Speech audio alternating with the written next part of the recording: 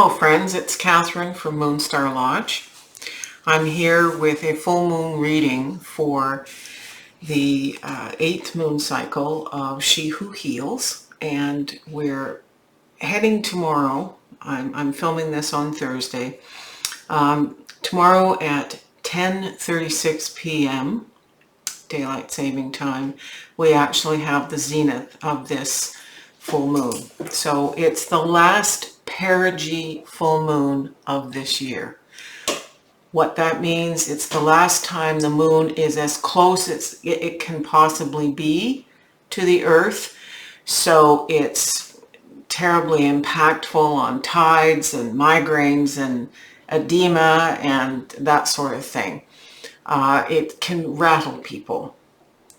The next several full moons are micro or apogee full moons. So we're flipping things around. It's apogee full moons. The new moons become the perigees. So it's a complete flip around as of this point in the year after this particular full moon. So as I said, tomorrow, Friday, July 23rd at 10:36 p.m. Now, this grandmother is about healing, death and dying, transitions, and loving the parts of us we're letting go. We never let anything go in anger. And so the reading today that we're about to do is quite incredible. As far as the medicine wheel, we are halfway through this cycle right down here between the 8 and the 9. The 9th moon cycle is dead center of summer, which this year is August 2nd. So you can see where we are with July 23rd. We're moving very quickly toward the middle of summer. Okay, so enough with the paperwork. Except I do have to make a comment about the next Mercury retrograde, but I will come to that in due course. So you can flip to the cards there, Brian. Thank you very much. Miigwech. So I haven't laid them in a circle. I've just got way too many cards here today, and a table full of ancestors and crystals and things that really just had to be here today. So didn't get my candle lit, but that's par for the course. There's always some little thing. All right, so I want to start and do this kind of in a circle. Maybe not. We'll see. Let's go down here to the Defender of Intuition. He will be equivalent basically to the Page of Air, could be the Page of Fire, depending upon which school that you're in. But he's basically the Page character. So he's impetuous, he's youthful, he's all about making sure that you're staying focused enough with your spiritual mind to be able to connect to source. So this is about defending your intuition. We have, clarifying this card, Snake. Snake is an ancient magic symbol. If you think of the caduceus, which is the symbol for medicine, it is a long sphere with snakes intertwining. It represents Kundalini. It represents our connection to source. When we see symbols of snake biting its own tail, it's about coming full circle, making sure that all aspects of our selfhood are taken care of. So snake is a big reminder here that the intuition that this defender is asking us to connect with is going to create some magic. Now, the next figure here is the womankind of emotions, and she's about loving. She would be equivalent to the Queen of Cups. And of course, she's clarified by Big Heart. That's just so scary. I pulled these cards first, and I pulled these cards last, the clarifiers. I pulled everything else and then clarified these cards here. And okay, we have woman issues, so that may represent yourself, or it may represent another individual. And you'll see why that is when we get to the astrological aspect. This is a major arcanum card, Transformation. So this is another powerful, powerful card. Similar to Judgment, it's about the end of something. So you're creating something, and in order for it to manifest in its fullness, for the magic to manifest, something else has to come to an end. Now, my psychic senses tell me that as we are getting closer and closer to opening up here in the province of Ontario and in Canada per se, and the world is opening up to varying degrees.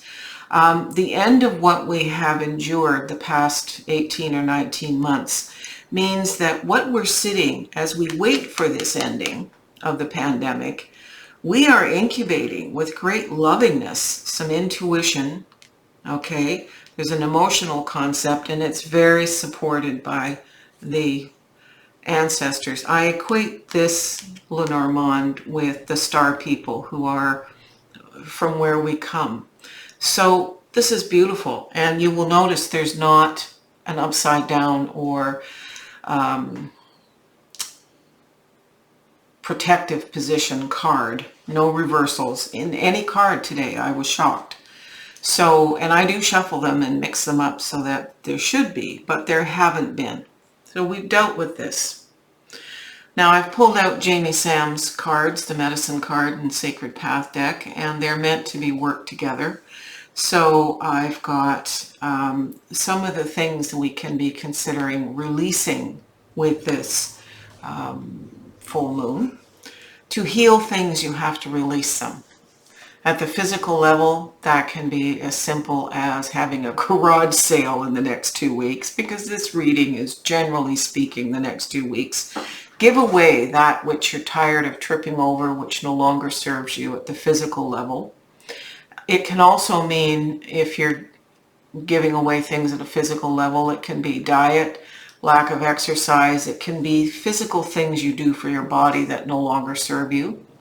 At the emotional level, it's recognizing that things that happened to us in the past, it's victim thinking, but it exists in the past. If you think of quantum mechanics and the science of physics and time, it doesn't exist anymore. So you don't think about it, and you don't re-cement it into your current life and erode your energy. Intellectually, giving away things is burden, excess, learning how to delegate, and spiritually giving away thoughts and feelings which keep your vibration lower and maintaining a relationship with the divine.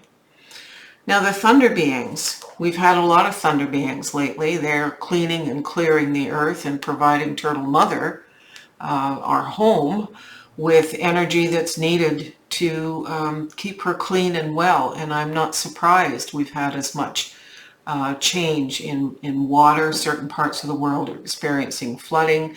Other parts of the world are having fires because the thunder beings and the lightning beings create fires. It's clearing. We're clearing for this end of the pandemic and a new awareness of how we live. But the thunder beings provide energy for us too. So you can invite during a storm the thunder being to create ozone in your space to help clear you and to feed you and to go into a meditation during a thunderstorm. There's nothing more delightful for the Kundalini aspect than to invite the energies of the thunder beings. They're called Wakinians, there's many names for them, to literally penetrate your being with a meditation or yoga, whatever you do, or prayer, call it what you will, but your connection to the divine every time we have thunder beings on top of your regular practice of connection. That's important. So we have porcupine energy and snake energy. So we have snake appearing twice in this reading. Porcupine is about playfulness. It's about innocence. It's, if you've ever heard the noise a porcupine makes when it's eating carrots, or you know, if it's a semi-tame porcupine, they talk the whole time. They jibber jabber at you, and it's a high-pitched squeal. Google that. Watch a YouTube video of porcupines eating and chatting. They're childlike in their innocence. This is a reminder that this is a totem. This is a totem we can call on to bring us out of the frenetic choices we might be making as this pandemic eases and we're trying to get back into an earth life. We don't have to have things frantic and frenetic and the way they were. So porcupine is about play. It's also about intuition, and it's also about magic. So snake, we've talked about snake. It's kundalini, it's balance, it's feminine, it's new birth. Some of the shamanic traditions around the central tree include a snake on the central tree. She's kind of the gatekeeper into our life and our Akashic record. So that's very important. So let me touch on what the Judith Pintar cards say about the wheel here. So we have two cards of here and now. We have the vision card, creating a vision, and look what comes from creating the vision, manifesting a being. So it's incubating here, it's in thought, it's in the Nagual, and here it is manifest. So it's transformation. Vision creates transformation, and I'm going to refer back to these cards in a few minutes. The shaman cards ask us to maintain deep quiet in meditation and stillness. That's what this card asks us. That's what this card asks us to do. And that, to a degree, is this card. Maintain the kind of place you need to be to make decisions. You don't want to be making decisions about the next 2 weeks and the next while in general from a place of being frantic and frenetic. You have to be in stillness. And yeah, we've sat on our arses now for months waiting for this pandemic to end, but we're not racehorses being let out of the gate either. We have to co-create with ourselves and source what it is we're moving into. Remembering this jeweled web, this connectivity. We had this card last time. We are part of the sacred web of life. There is no them. It's all we, us. We are together in this. And it's interesting when I connect this card to the 11th house. It's about friends, but it's about more than just friends. So during the next 2 weeks, the influence of the 11th house, I'm being told, is very important. It's about, as we come out of this pandemic, as we work on releasing, giving things away, some of the things we need to look at here is who are our friends? Who do we keep in our lives? Who we don't keep in our lives? If there's a relationship that no longer serves you, then it's time to go, to let it go, to love it from a distance. So this is very important. There's also an aspect of the 11th house about children, stepchildren, that sort of thing. So there's an innocence and youthfulness and connecting with youthfulness, much like the porcupine totem here. And the final card that I want you to consider today goes beyond the next 2 weeks. It's the Mercury retrograde card, and it's a card of reinvention. Now, you might say, well, we're not in Mercury retrograde. No, we're not. The next Mercury retrograde, however, is officially September 27th to October 17th. But there's always a liminal shadow stage 10 days before. So we're really talking September 17th, which is just before autumn equinox, and 10 days after, so approximately October 27th, 28th. September 17th then to October 27th is the next period, and it's not even a month away. So a lot of this vision, setting up vision, Spirit is warning us that much of what we prepare for is happening between September 17th and October 27th. Now, as a parapsychologist, you need to know that the time of spirits typically starts mid-October. We used to say the time of spirits where it's very easy. We still have,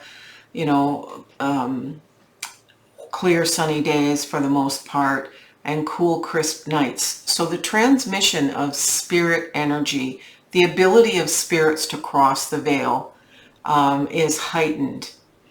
It used to start with Owagat, which is the Iroquois Feast of the Dead, on October 25th.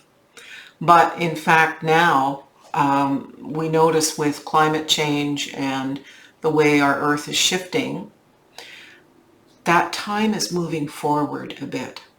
So from about mid-October until basically January, the veil is extremely thin.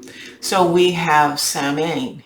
Some say Samhain, some say Samhain. Samhain probably is the best way to say it, which is Halloween. Pretty much right, not quite in the middle of that period. But the connection with spirit is very, very, very easy. So this reading is asking us to prepare with our thoughts and our visions about that time. I suspect with the elevation of the earth energies, when I think of the magic that these two cards give us, this transformation shaman, we're working on a connection because we're in the time of Grandmother Spider Woman. So she's called Weaves the Web. She weaves the jeweled web. It's that connectivity. So we have the Friends card. We have to balance who we are connecting with. And that's in business, that's in our work. If we don't like where we work, we need a new group to be working with, so to speak. Whether it's your customers or your co-workers. There's a lot to consider here. So She Who Heals is giving us the opportunity and some sage advice here with these cards to make sure you think and be in a place of deep focus and meditation, co-creating and manifesting everything you need, the magic that you need. So this is a powerfully good perigee full moon. So enjoy and thank you for watching. Miigwech, Nyawen, Aho.